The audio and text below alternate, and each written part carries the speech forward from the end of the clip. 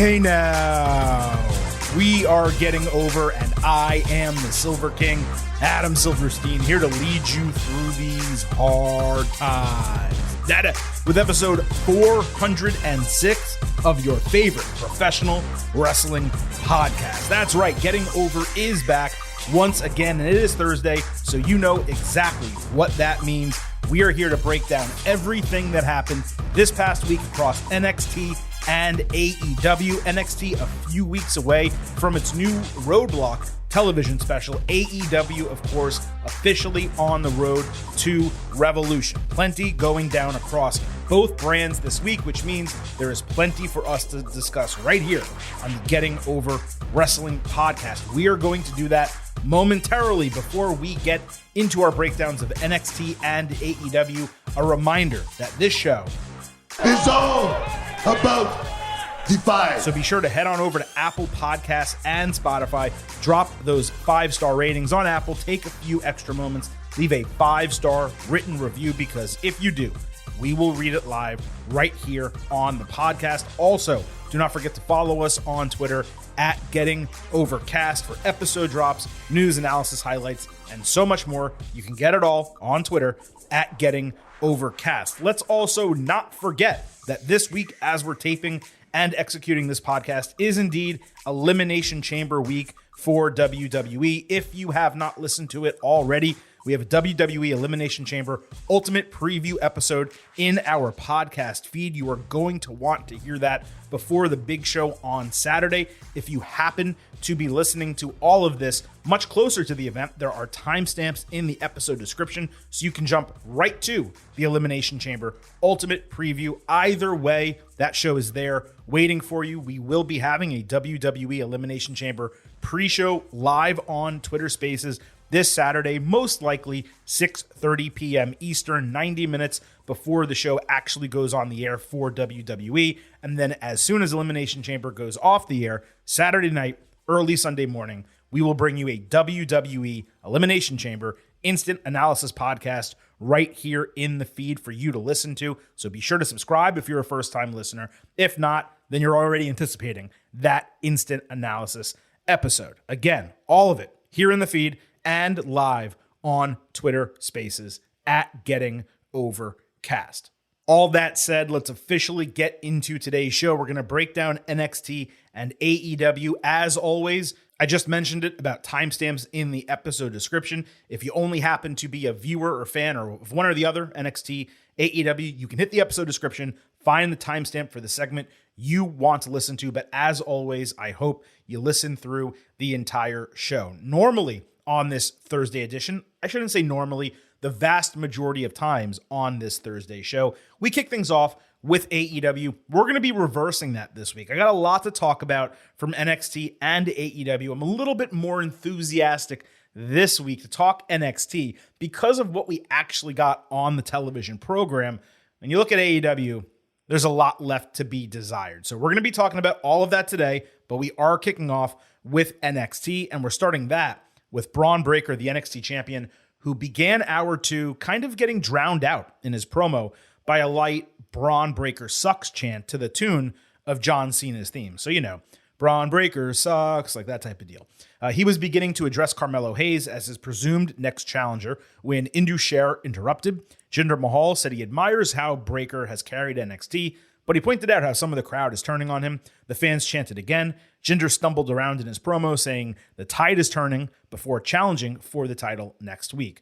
Braun poked them about being the new three-man band. Jinder said the crowd won't feel bad for Braun when he drops the title, but Jinder will. There was also a Mello Save Us chant at some point during this segment. Look, we have been talking about Breakker's title reign and booking being shit for months on this podcast. And while the Grayson Waller feud was his best since Dolph Ziggler nearly a year ago at this point, we said the last couple of weeks that fans would turn on him once Mello became the number one contender, both because, well, Mello is him, and because Braun has been a really shitty babyface with no real gimmick, and he's pretty much almost entirely living off his generational status and his raw athletic talent at this point. Creative has done him no favors, and other than becoming more comfortable on the mic, his promo has not actually improved. He just screams and yells. It's his default emotion.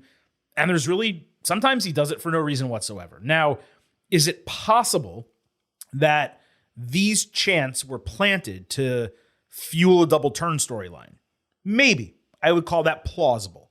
You can get away with doing that in a studio setting like what NXT has in the Performance Center.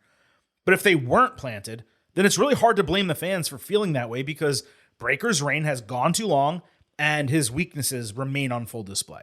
Now, Braun will surely beat Jinder as perhaps a last feather in his cap as champion, taking down another former main roster world champion.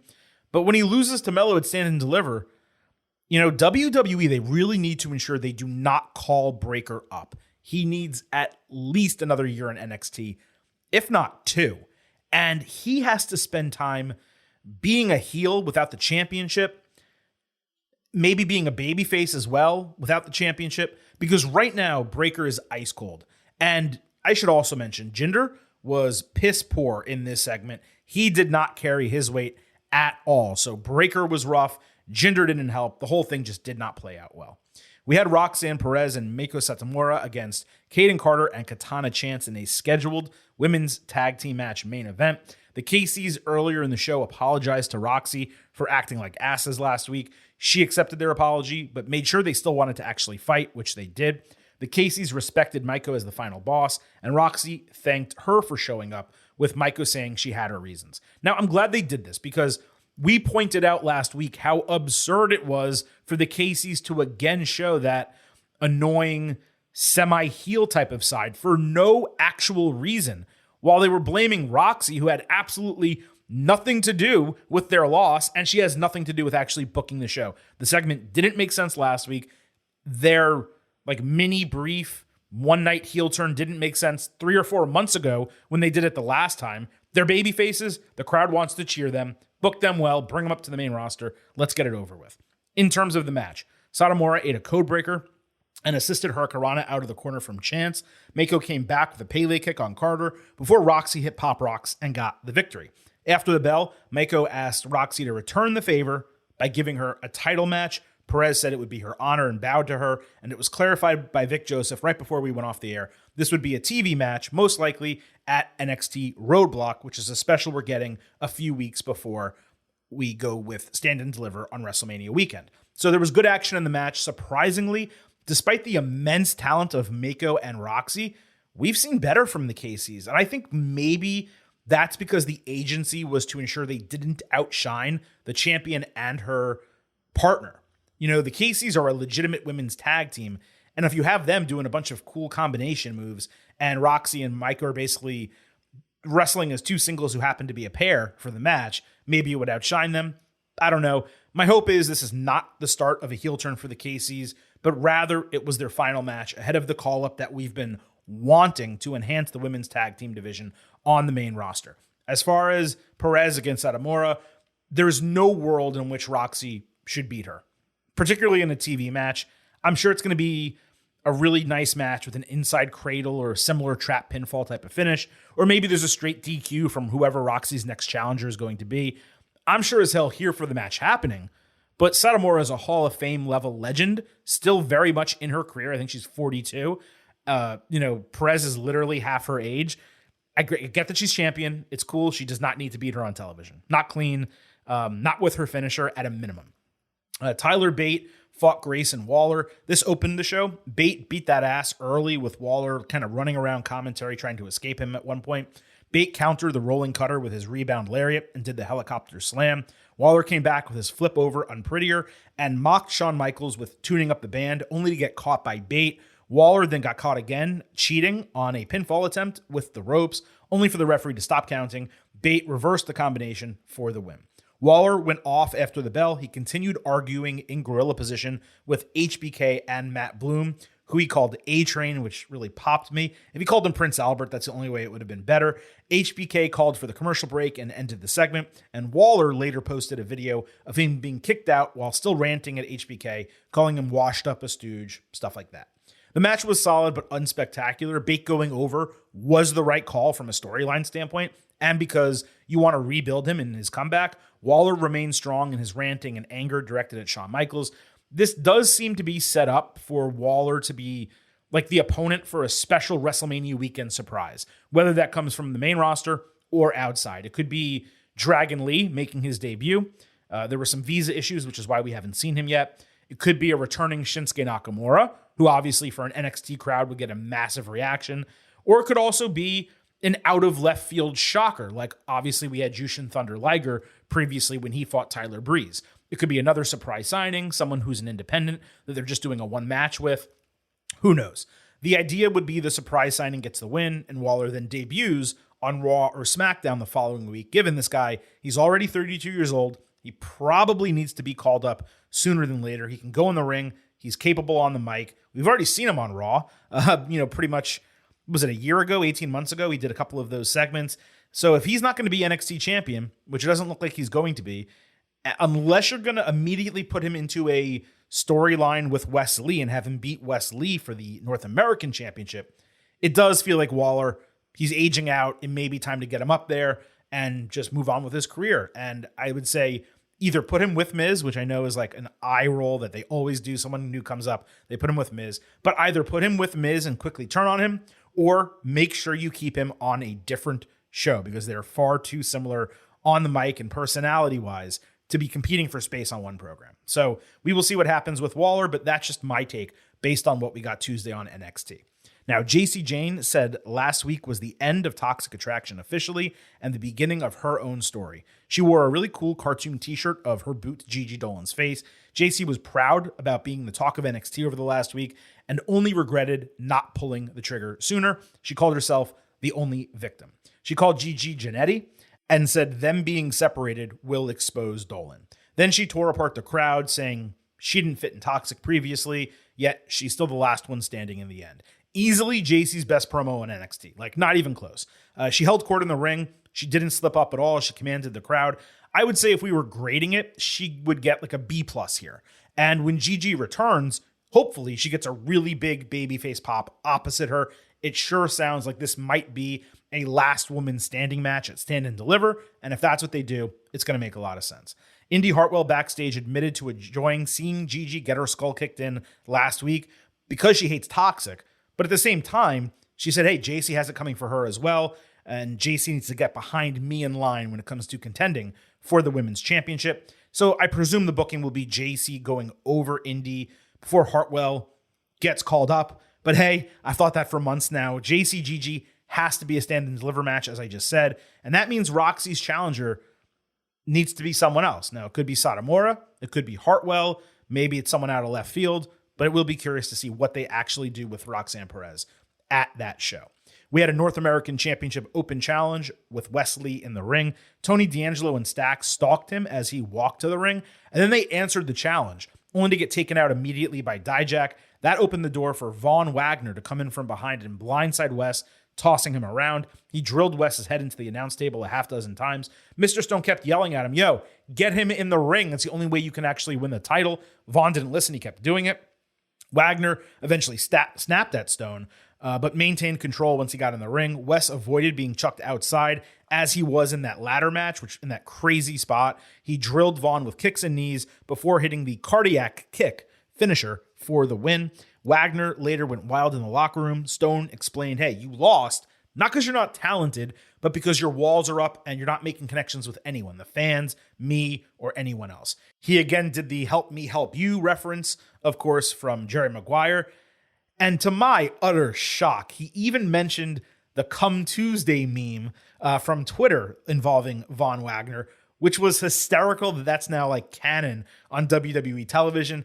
And then he continued laying down the law for him as the segment kind of ended. This was a nice win for Wesley against a larger, stronger challenger and a solid continuation of the Wagner storyline that we saw start last week with Stone. Now, there's a report out there that Stone may not be long for NXT for a good reason that I will not spoil. And this makes sense as a potential way to split them in storyline because certainly Vaughn is not going to be winning a title anytime soon, nor should he be getting called up to the main roster. Gallus were playing pool in a pub when Pretty Deadly interrupted, saying they could beat them in the ring. Not just that, they could also beat them in billiards. Gallus obviously won easily, so PD suggested a rematch with a tag team title shot on the line. So here I am thinking, oh, they're just pool sharking them. They're about to wipe the floor. It's going to be really funny, great segment. Gallus said, hey, look, as long as you keep buying our beers, we'll play. So I'm like, all right, it'll be 1 or 2 games, and then Pretty Deadly's going to murder them. Instead, Gallus went 8-0, and after Pretty Deadly got stuck with a really comically long bill, Gallus said all you guys had to do was ask for a title shot. Now, look, I love all 4 of these guys, and there was one funny moment here. If you saw it, you know the exact moment that was funny. But other than that, this was quite terrible. That is one big pile of shit. Ilya Dragunov backstage said he was just beginning to get retribution on JD McDonough. Trick Williams called him out from the ring and maintained his trash talk for a good minute plus. Dragunov put over Trick's mic skills, only to get sucker punched. He came back immediately with a kick. McDonough interrupted with a bandage over his eye for a legitimate torn retina that happened last week, and that has delayed this feud in reality. JD threatened more so Trick could get up on Ilya and continue to mock his conducting. Trick ranted backstage he would take down Ilya. Mello tried to set him straight, saying, hey, Dragunov is not someone to mess with, but he was actually impressed how confident Williams was. So it does seem like Dragunov is going to get Williams next week as McDonough continues recovering. Makes a lot of sense as an interim feud, given Mello obviously was involved, so it makes just perfect sense to have these guys be fighting because you set it up a week ago, even though you didn't expect the injury thing to happen. There you go. It still all works together. Fine segment overall. The Ghost Booker, one of our followers on Twitter, wrote in, he said, Carmelo's obviously long overdue for a call-up and a potential face of the company guy. I disagree that he's overdue for a call-up. I'm fine with him staying in NXT for another year. I digress. He said, but am I wrong in saying Trick Williams is himself a rising star? He seems to have some promo mic skills. Great in-ring wrestling is everywhere now, but Trick is already really good on the mic and can only get better. So Trick Williams is what I like to call personality plus. You've heard me say that on the show before. And if that sounds like a weird reference that you just can't place, it's from the movie Swingers. You probably can find the scene. It's in the diner. It's at the end of the movie. But Trick has charisma oozing out of him. The in-ring work is okay, but if he can just improve to where he's as good in the ring as like Kevin Nash or Baron Corbin, who are both massively underrated as in-ring performers, then Trick could package that together and actually be a rising star. Right now, he's the perfect big man heater for Mello, and that's a role he should be keeping until they debut on the main roster and then eventually split in like an HBK Diesel type of fashion. But right now, they both need at least one more year in NXT, and they both need each other because while Carmelo Hayes can tell a story in the ring, he doesn't really hit with the one-liners. Trick Williams has one-liners for days, but he doesn't really tell a story when he's on the mic. And being a good promo is not just having the one-liners. The Rock wasn't great because of Poontang Pie and Do You Smell What the Rock Is Cooking and It Doesn't Matter What Your Name Is. He wasn't good because of all those. Those helped make him great. The Rock was really good because he could tell a story and take you on a journey with his promo to make you feel something, to bring you into the area that he wanted you to go. So Trick can't do that right now. He has the one-liners, he has the personality plus, he has the charisma, but he still has to develop the actual promo skills, and he needs to develop in the ring. When he does, I do agree, he has the chance to be a major star for WWE, but he's just not there yet. He definitely needs more time. And I believe Mello needs more time too. Mello, if you put him on the main roster tomorrow, you wouldn't think twice that he didn't belong there. That's not what I'm saying. But what he needs, and he did the A champion thing with the North American title. He did it successfully. I want to see him in NXT as the main champion, doing the major feuds, main eventing, cutting promos, developing storylines with his promos and telling stories. Everything that I just talked about. I'm not saying he can't do it, and he has. He's done a lot of it. He does it a lot better than Trick does at this point. But I want to see him do it on a larger scale. And when he gets the opportunity to do that, a call-up, it's going to be immediate. I mean, for all we know, he could win the title, have a 4-month reign, and get called up at SummerSlam or something like that. So, I don't know how long Mello is there for, but for me, if it was up to me, I would spend the next year, if I was in NXT, developing Trick in the ring and on the mic, and ensuring they are as strong of a pair as possible before calling them up. We have seen wrestlers develop on the main roster. Braun Strowman, for a big man, is a great example. He was green as hell when he joined the Wyatt family on the main roster, and then slowly but surely, he became, many would argue, one of the best, if not the best, big man wrestlers from an athleticism standpoint in the industry. Given his size, it's absolutely incredible. We talked about it on Tuesday's show. Trick Williams is a big dude, former football player for South Carolina. He has all the ability in the world. He's still young. He just started. Give him time. Let's not rush him. Thea Hale fought Tiffany Stratton. Hale was jumpy after last week's abduction by Ava Raine, but refused to let Chase U push back her match. 30 seconds into the match, Dyad stood near the Chase U student section as a distraction. After 60 seconds, Joe Gacy distracted her from the crow's nest. Stratton hit a springboard senton bomb, but only landed her legs on it. After 2 minutes, Ava Raine came in to distract from the crowd, with Hale eating one final kiss, aka the prettiest moonsault ever, for the win. Clunky match between a couple green talents. Stratton does continue to impress in spots. I want to see her against veteran competition. She needs to grow. There's nothing wrong with doing this match, I guess, because Stratton beating Hale is a no-brainer anyway, but she needs to be developing in developmental, not kind of wasting time doing stuff like this. Axiom fought Damon Kemp. After some hot Axiom offense, Kemp hit a few wheelbarrow German suplexes. He leveled Axiom with a discus lariat and hit an electric chair German with a bridge as well. But Axiom came back with a PK and the golden ratio and got the win. This was really well booked. Kemp looked fantastic offensively, only for Axiom, who he's on a bit of a run right now and he's getting over with fans. Him going over in the finish was the right decision. If this was a longer and more hotly contested match, I might have actually graded it, but a fun match that got both guys over successfully. And I've said this before, I'll repeat it. I'm going to be absolutely floored if Damon Kemp's brother, Gable Steveson, ends up anywhere near as good as Kemp is. Unless there's some huge surprise from Steveson that we haven't seen, Kemp seems way advanced both in terms of personality and obviously in ring, since we haven't seen Steveson wrestle in terms of professional wrestling at all to this point. Jensen confessed to Briggs backstage that he's not just a virgin, he's never been on base. Briggs told him the 90-10 rule and then tried to demonstrate when Fallon Henley interrupted and Briggs accidentally blurted it out. So Henley gave him even more advice and they sent him on the date like a pair of proud parents. So we later saw pictures from the date as Henley obsessed over, maybe I should tell Jensen about that guy Zach and that whole deal. They later got to Kiana James' door, Jensen and James did, just as she fiddled with her keys, giving an indication that Jensen should go in for the kiss. Henley and Briggs appeared, with Henley calling her out about Zach, the guy she was talking to, on her cell phone. As was obvious from the second this whole storyline started, Zach was indeed her brother. Not only that, he was staying with her. There was no kiss from Jensen, and the guys walked away really disappointed in Fallon that she basically C-blocked him more than anything else. The Briggs and Jensen stuff at the start, it was good. It was worth a smirk, kind of funny. The rest of this was absolute shit. If Roman Reigns sees everything that happens on SmackDown from home, surely at some point over the last 3 weeks, Kiana could tell her acquaintance, her partner, and her co-champion, hey, I remember you being concerned about Zach. It's my brother. I don't know why you're pitching such a fit about this entire thing.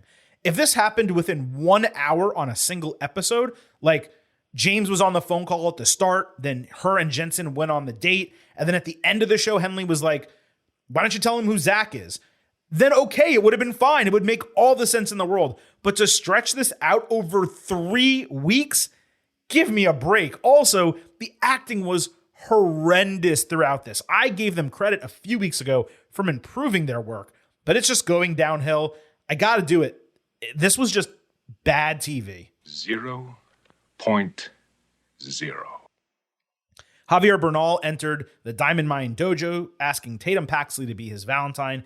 She said she's taken, so he tried to ask Ivy Nile, only to eventually get a chokehold from her. Suddenly, Isla Dawn's voice spoke over a speaker in the dojo, trying to drive a wedge between the partners. It was a fun little segment that's going to set up a tag team win for Dawn and Alba Fire, I'm sure, as they build a resume on the way to, I guess, getting a title match at Stand and Deliver. Javi was funny as usual, but the speaker gimmick that they tried to do was so weird. It's like they try to make it this mystical power, but So what? Isla Dawn has Bluetooth. I have Bluetooth. I can do the same thing. I just didn't exactly understand what they were doing there.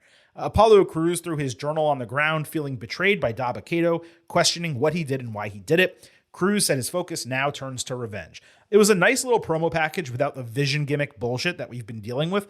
Apollo continues to improve on the mic, and this was proof of it. So now, if it's NXT, let's just hope they keep him away from the dumb vision gimmick, keep this on track, have him beat Kato, and then move on. Sol Ruka got a video package calling herself a free spirit and explaining how her parents are cool parents, and she also put over her own finisher. She wanted a rematch with Zoe Stark because she always gets up and tries again when she falls. I thought it was solid overall given it was taped. A good first step in showing her character. I kind of wish they did it like a month ago when she started wrestling on TV. You know, don't have someone have like 4 or 5 matches on TV and then tell us about them. If you want to do one and then introduce them the second time, that's okay. But yeah, don't have someone be on TV for a month and a half, and then say, oh, by the way, this is who the person is.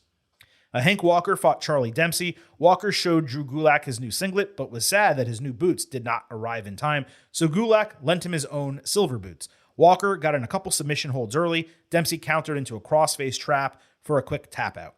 Dempsey locked it back in after the bell. Gulak began to jump into the ring to help, but instead he stopped and walked alongside Dempsey to the back, leaving Walker behind by himself in the ring.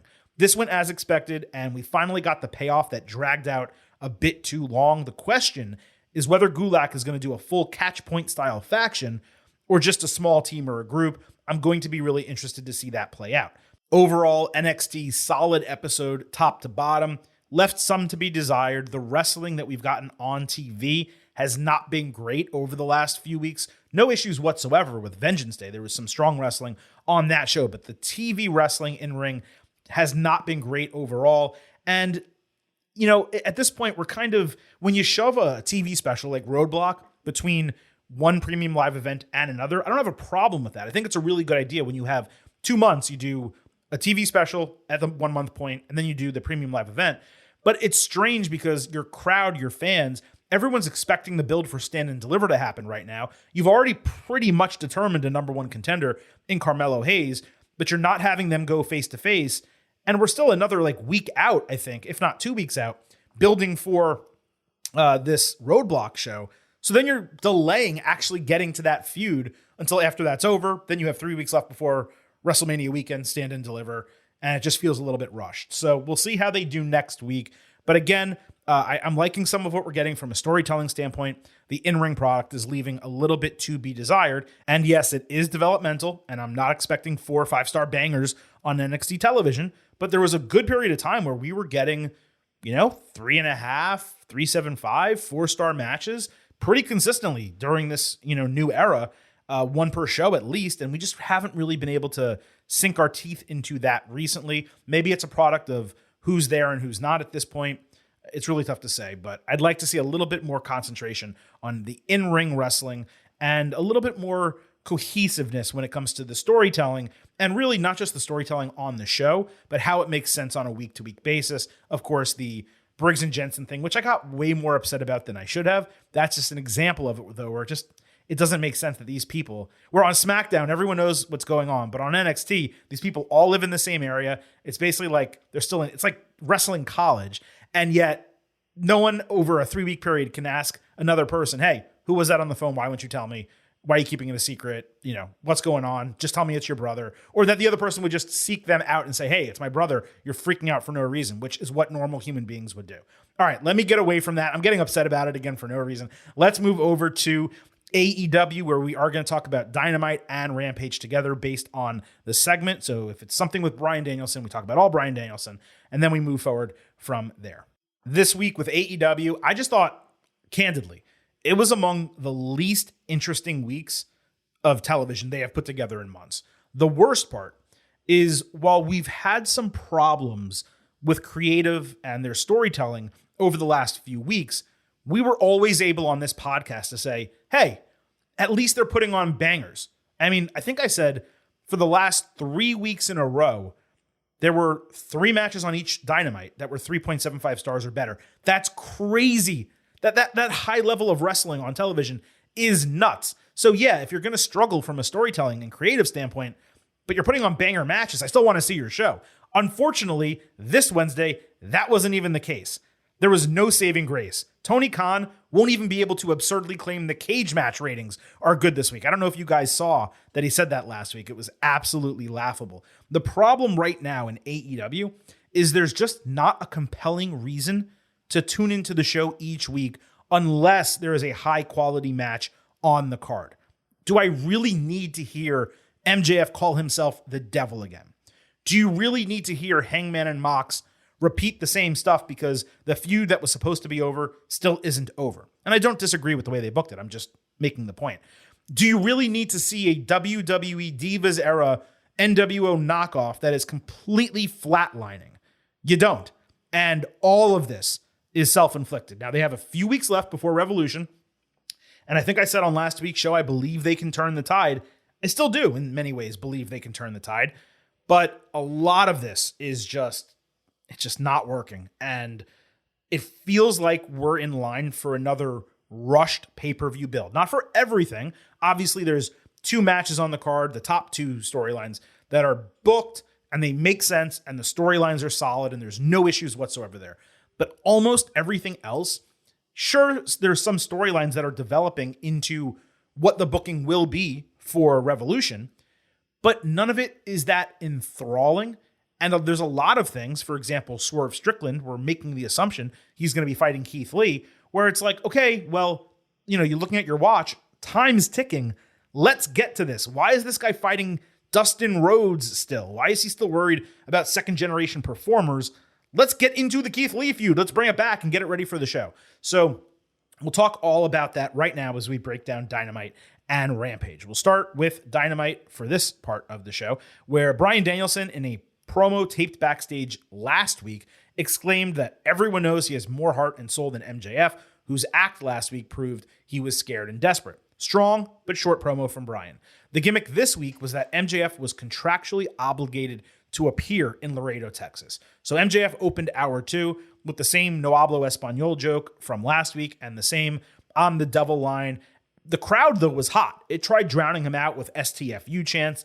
He said Bryan is a horrible person who takes his gifts for granted and claims to be better in the ring when he's not. MJF then made fun of fans for liking Bryan's technical prowess and match quality, saying the only reason to wrestle is to become champion.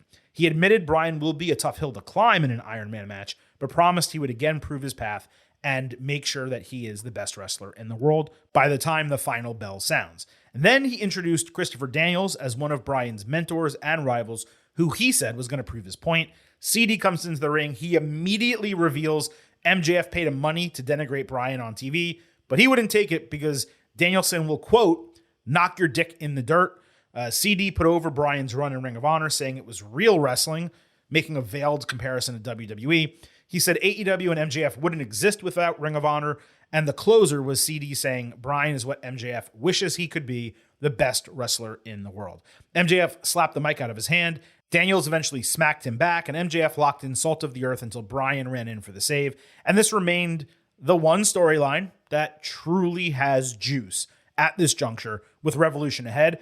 This wasn't spectacular by any means, but it was solid from top to bottom.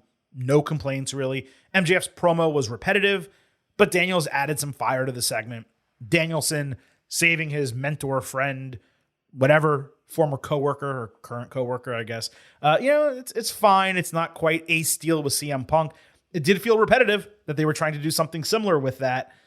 It's not Daniels trying to pump up Danielson, but it's him speaking on his behalf to some degree as well. So, again, some stuff left to be desired here, but solid top to bottom. And the build for this match, whether it should be an Iron Man match or not from a stipulation standpoint, we've already discussed that, but the build is fine. We're getting there. It's going to be a strong main event.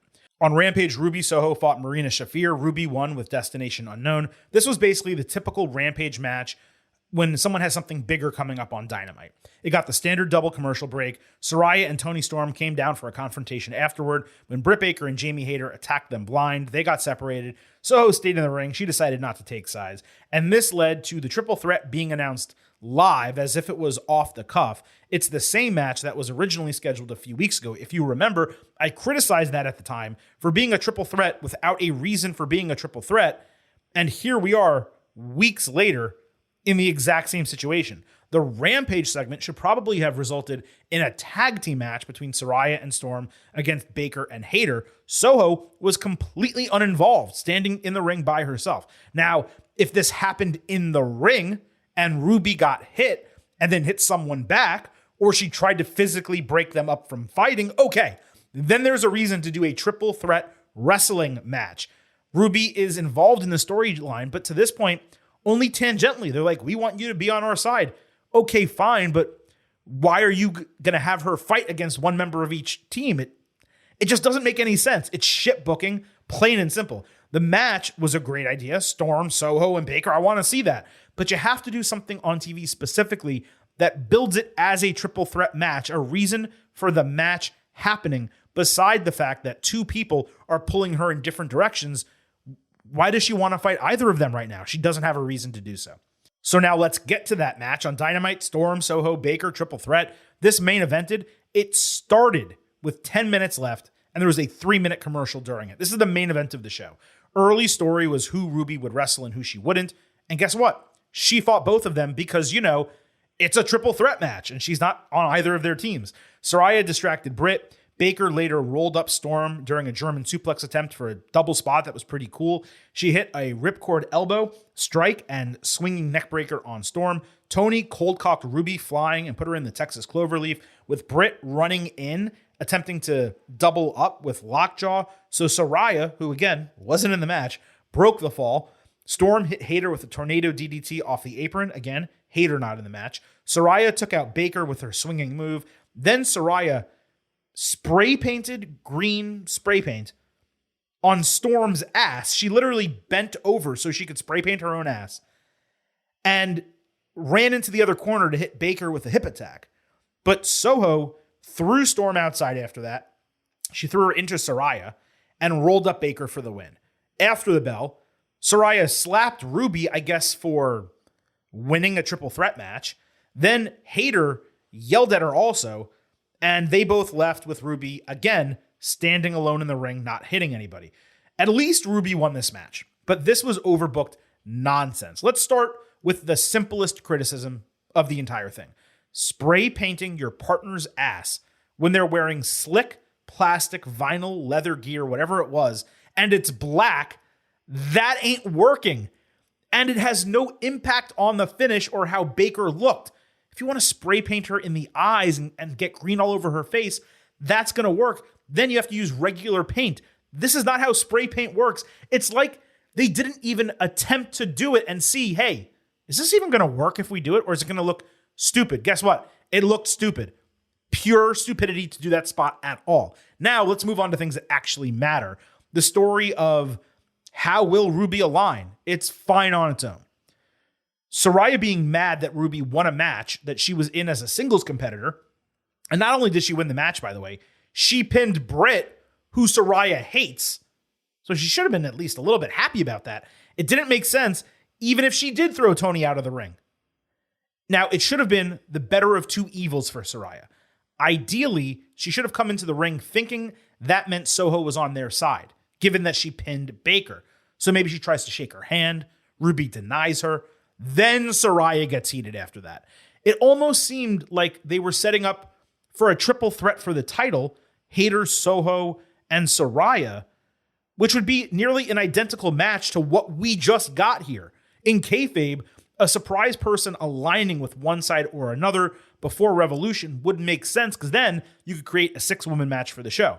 Except Hayter is champion, and you have to assume the championship is going to get defended on one of only 4 pay-per-views that AEW offers per year. So I don't have a strong handle on the plan, and unless Mercedes Moné factors into all of it, which it's definitely possible just given the context of the angle, I am not sure how this ultimately resolves itself in an exciting, satisfying manner.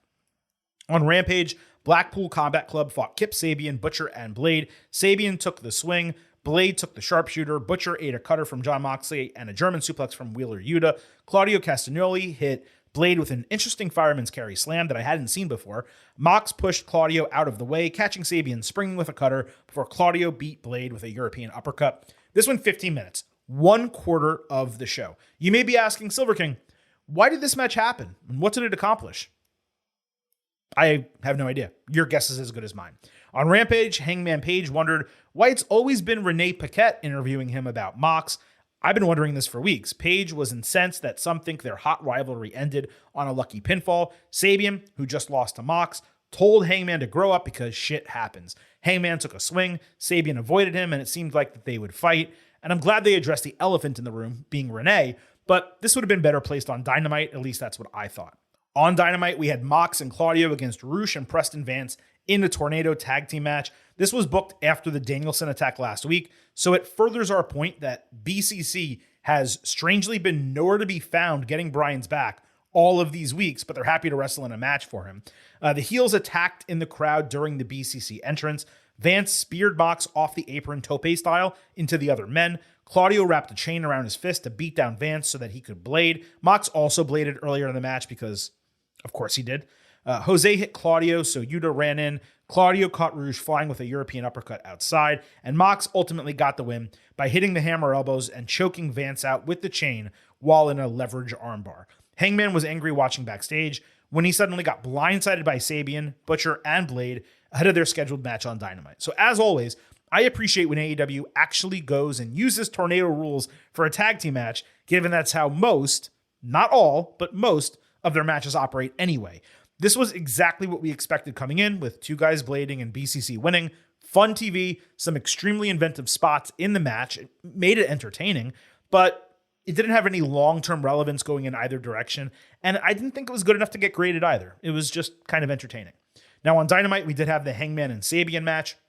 Page was relatively dominant throughout. He had a huge lariat and won with Deadeye. I always appreciate when a strongly built wrestler wins without his true finisher. It needs to happen a lot more, both in AEW and WWE. It happens more frequently in AEW than it does in WWE, and that's a credit to the match agency and the way they produce things. After the bell, commentary sold that something's going on with Hangman mentally.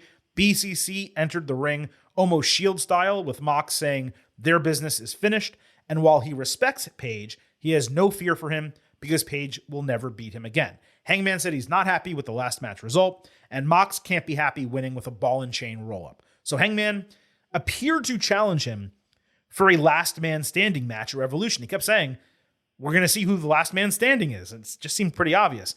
Mox was glad that Hangman has no friends to talk him out of it when suddenly Dark Order's music hit. Evil Uno charges past Page, gets in Mox's face, saying they aren't afraid of him before shoving Mox in the face and staring him down.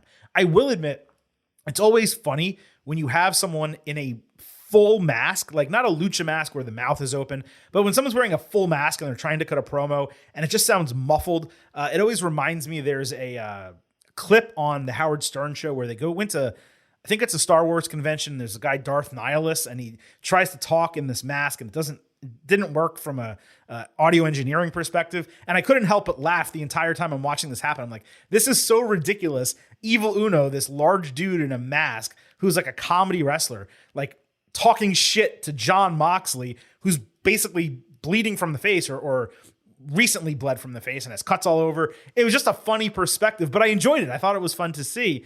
And I like that, Dark Order came out and had Hangman's back, but I just couldn't get that whole thing out of my head. So anyway, Evil Uno charges past him. He gets in Mox's face. He's like, we're not afraid of you.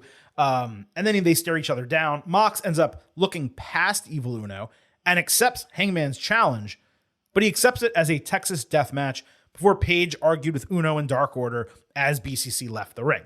Now, of course, it's another fucking death match for these guys. Sarcasm aside, it always made sense to blow off this feud at Revolution. Would I have preferred a different stipulation? Absolutely. But this is Mox. He gets to do what he wants, and that's bleed. Plus, this is Hangman's signature match in AEW. Now, it would have been perhaps cool for Mox to say tongue-in-cheek, not only do I accept, I'll beat you at your favorite match. Let's do a Texas death match. Really, if Hangman was smart, he would challenge for a first blood match.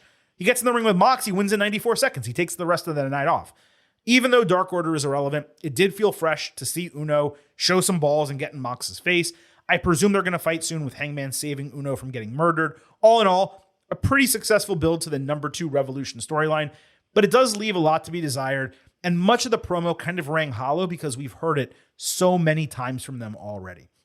On Dynamite, Renee sat down with Adam Cole, who squeezed more sympathy out of his concussion recovery. He said the AEW roster is stacked and has never been better, which means he needs to be prepared. He said his return will be good both for himself and for AEW. Now, this was promoted throughout the week as a newsworthy, notable interview. Literally nothing new was shared. Nothing. I get they wanted a big moment at the Los Angeles show with Cole's return. That provided a big moment. But dragging this out week to week has been eye-rolling. At least get the guy into something verbally with whomever he's going to fight at Revolution. We're only 3 weeks away. Now, if he is not going to have a singles match at the show, putting him in the casino ladder match or something would make a lot of sense. Let's not forget, Adam Cole won the North American Championship in the inaugural ladder match in NXT. So there are parallels there. They could also do a surprise opponent, maybe debut Jay White as an AEW roster member on the show, if that's a deal that's been reached between him and AEW. Rumors are that he's more likely WWE bound, but look, just being candid, Tony's best card that he plays is finding and signing talent and then riding that wave for a couple of weeks. He may have to pay up for White if he can get that viewed as a direct win over WWE. It would also make perfect sense for Cole's return, given that's the match in which he suffered his concussion. But that's all dependent, of course, on White signing with AEW over WWE. That's just one idea I had, something I wanted to put out there. On Dynamite, Jim Ross sat down with Wardlow, who talked about his father not being in his life until he was a young adult, only to learn that his dad had stage 4 cancer, and then he died soon afterward. His dad did get to see him do one independent show. He explained that he grew out his hair and beard for the first time in his life and kept that look as a connection to his father, who had both. But Joe knew that because apparently they talked about personal stuff backstage, and it was the reason why Joe cut off Wardlow's ponytail, which made their feud personal.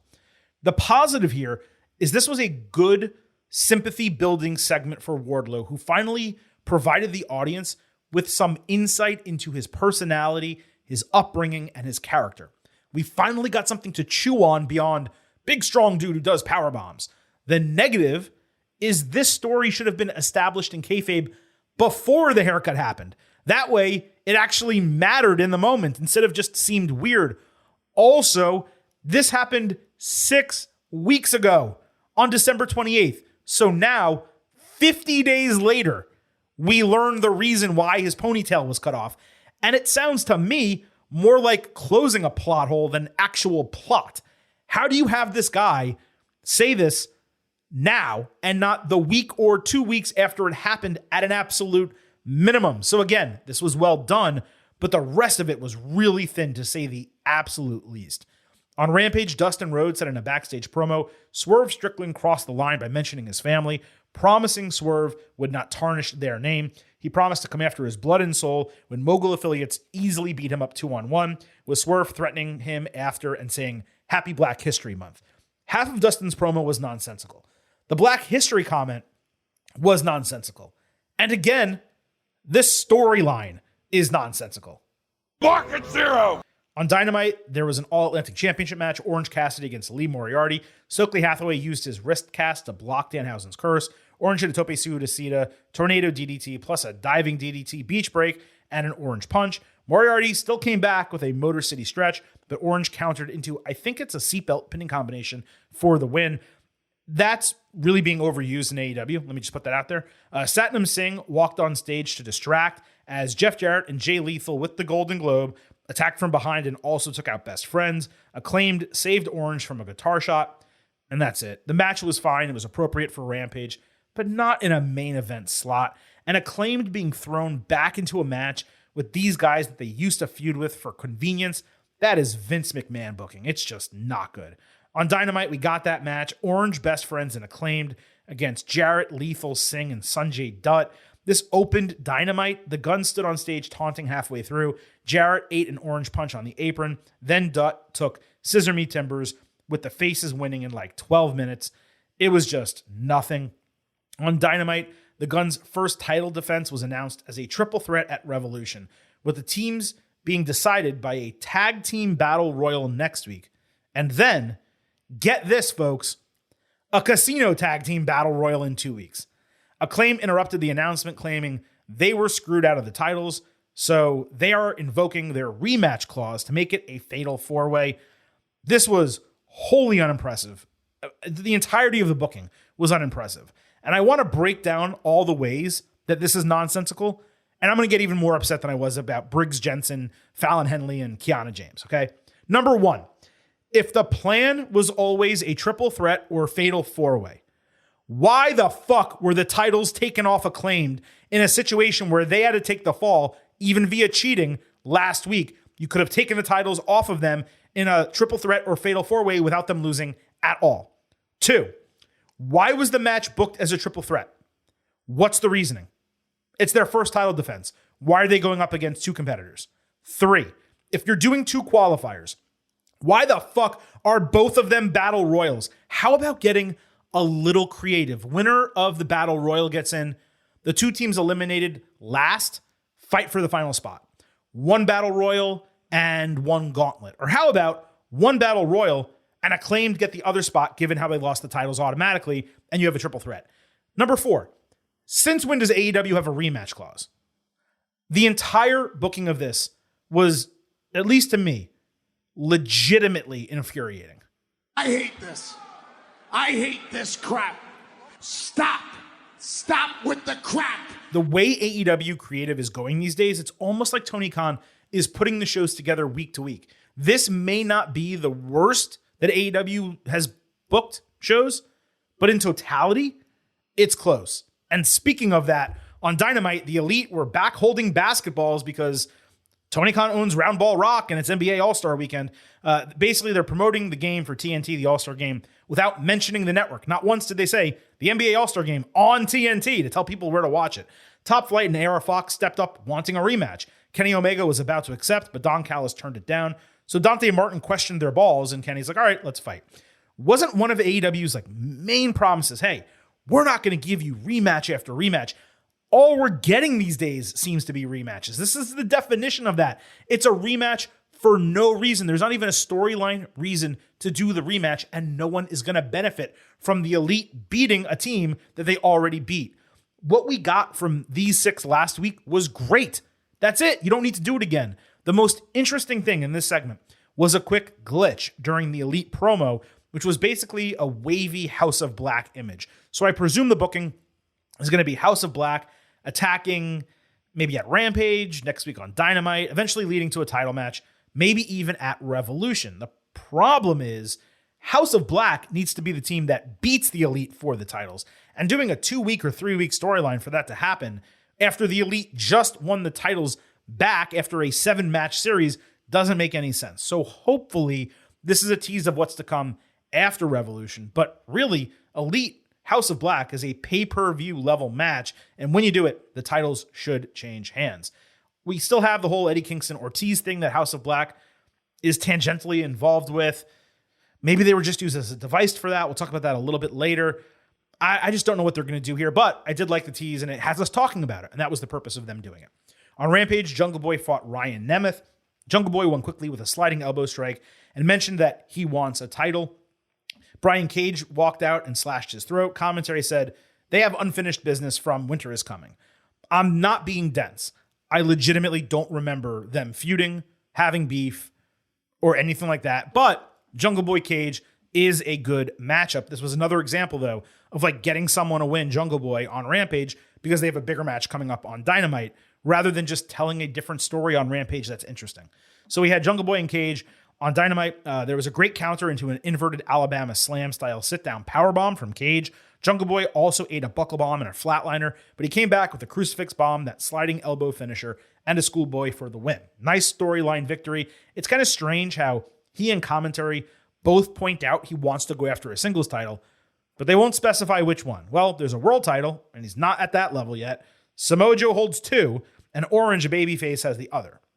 But there was seemingly a reason why they did not specify what title he wanted to go after and why they were being vague. And that's because Christian Cage returned with his arm in a sling right after the match. He went after Jungle Boy with mace, then removed his sling and the arm brace before hitting kill switch on the stage. Now, this is generally what you do when an injury derails booking, so it's not a surprise that they're going back to this with a quick, 3-week build before Revolution. Hopefully, once that match ends and Jungle Boy beats Christian, we can all move on. Also, it is fair to say that if he does beat Christian, surely he then would be a legitimate contender for one of those titles, maybe even the guy who takes the TNT strap from Samoa Joe at some point down the road if Wardlow does not at Revolution. On Rampage, Mark Briscoe was cutting a promo when Mark Sterling interrupted, with Briscoe declining his help. So the guy who's Tony Nese's partner got in his face, Josh Evans, Josh Woods, they fought before in Ring of Honor. They made a match for Dynamite. At least there was a reason given for it. So we got Briscoe against Woods. Yeah, Josh Woods. Lucha Bros returned to get Briscoe's back when he was outnumbered. Woods hit a great swinging Uranagi off the apron outside. Briscoe came back with a razor's edge out of the corner, rolling Death Valley driver, and Froggy Bow, like a really nice frog splash elbow drop for the win. Fun match. Honestly, it was probably my favorite segment of the first hour of Dynamite. Loved Briscoe's finisher. That was great. They promoted that the Lucha Bros would return on the show, but this was their return. And I'm not saying that's like the worst thing in the world, but I was excited for them to be back. I thought they were going to sink their teeth into a storyline that was really exciting. Instead, it was just this. Wished we got a little more from it. On Rampage, Impractical Jokers came out with Floyd and made fun of it for being a small bat. Chris Jericho said at least he has big balls and brought out JAS to take it back. They lightly beat up the civilians and powerbombed the thin bald guy into the bearded guy who was laying on a table. Holy shit, was this terribly unfunny. Beyond that, it lacked even a shred of entertainment value. 0.0. On Rampage, Ricky Starks promised he'd take down the JAS starting with Daniel Garcia next week. On Dynamite, Jericho denied Starks another match because he's not at his level. Garcia said he's sick of hearing Starks. The rest of JAS co-signed. Garcia he needs to learn when he's cutting a promo, stop just pointing like a politician every single time you say a phrase. Also, sound less robotic, please. This is just an ice cold storyline at this point. Jericho Starks at Revolution will be a hot match on the show. The crowd will be into it. Hopefully Starks wins. It gets a big pop. Like, that'll be cool. There's no denying that, but the storyline is absolute dog shit. And lastly, just some one-offs on Rampage. Darby Allin promised Ortiz he'd have his back before Sting spoke up, saying they would go out in a blaze of glory. I presume he was referring to his forthcoming but unscheduled / unannounced retirement. Ortiz also admitted he messed up by letting his emotions take over, but he also said, hey, Eddie Kingston, you messed up too. And while I'm always going to stand with you, I'll stand against you if I need to. So they're going to fight at some point. Who knows when that's going to be. I don't like that storyline at all. We've discussed it ad nauseum. So folks, that was Dynamite and Rampage for this week. And hopefully you understand, as I broke it down, why I had such a major problem with what AEW gave us. It largely felt like 3 hours of Rampage. That's kind of like the best way to describe what AEW TV was. You know, obviously MJF and Bryan Danielson, that went well. And there's a couple other storylines that, you know, certainly make sense on the way into Revolution, but there's just nothing to sink your teeth into, nothing to really get excited about. And I'm not talking about them needing a Roman Reigns bloodline, Sami Zayn, Cody Rhodes storyline, like what we're getting from WWE.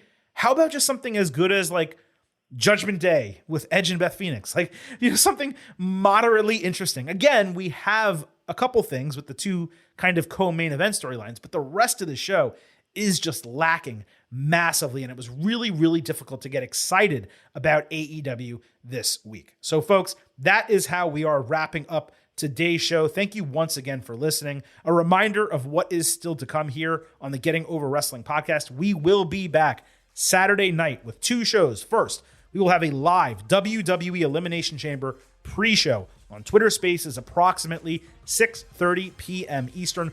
Follow us on Twitter at Getting Overcast. You get to participate in that show, ask questions, provide comments. We will also post pre- and post-show polls on our Twitter account at Getting Overcast for Elimination Chamber. And once you vote in those, we will read those grades in our WWE Elimination Chamber Instant Analysis podcast, which you will find in this exact feed shortly after Elimination Chamber goes off the air Saturday night, Sunday morning, as soon as we can complete it and get it up. So do not miss those shows on Saturday. Also, do not forget to follow us on Twitter at Getting Overcast for everything I just mentioned, episode drops, news analysis highlights, and so much more. And please remember the Getting Over Wrestling podcast. It's all about defied. So head on over to Apple Podcasts and Spotify.